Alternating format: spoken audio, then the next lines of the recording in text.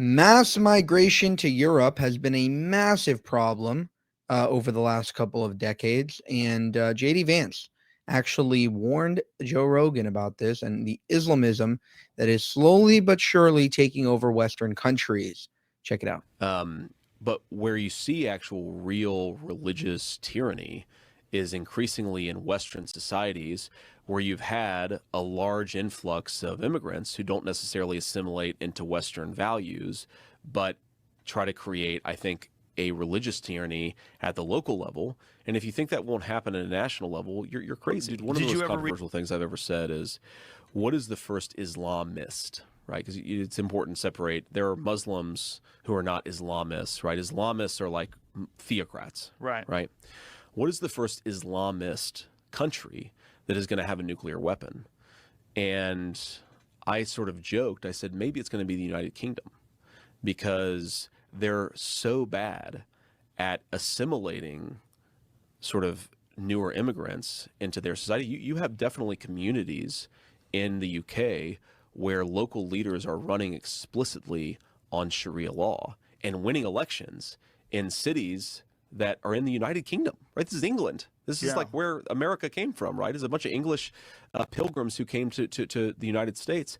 That, to me, is really crazy and really scary. And then, of course, everybody said, well, Pakistan already has nuclear weapons. And my response is, well, Pakistan isn't necessarily an Islamist country. It's an Islamic country.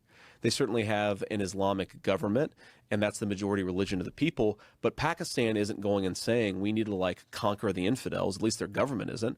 We need to conquer the infidels and force them to obey our laws. You see that more among some of the activists in the United Kingdom, maybe than you do in certain Arab countries. And that's crazy. It is crazy. It is crazy, and it's happening. And I think a lot of people underestimate the radicalism that exists specifically in the UK. And we saw this with the, obviously death to the IDF chants that were all over Bob Dylan and going to this Glastonbury music festival and screaming death to the IDF. And you would think everybody would be like, whoa, chill out. No. Everybody went along with it. And I think a lot of that also has to do with, like he said, Muslim immigration and Islamic immigration to these countries, because it doesn't just come out of nowhere. This anti-Semitism isn't just like out of nowhere. I think a lot of people, a lot of Muslims and Islamists that come to the United Kingdom are now ingratiating the culture with anti-Semitism. And so now it is acceptable to be anti-Semitic, just like in Muslim countries. If you go to Egypt, if you go to, I would say like 90% of Muslim countries. And Ayaan Hirsi Ali talked about how as a child, she was taught that Jews were like scary monkeys, like it's real in these Islamic countries, in these Muslim countries. And so they come over to the West, they're like, okay, let's make it like it was before in our country. And that is why you see, whenever there's a Muslim, even in Congress, Ilhan Omar, Rashida Tlaib. I don't know if Rashida Tlaib is Muslim, but she's pro-Palestinian, whatever. Point is, they're very radicalized. They're trying to ingratiate their culture to the new country that they're living in, but they don't actually want to assimilate.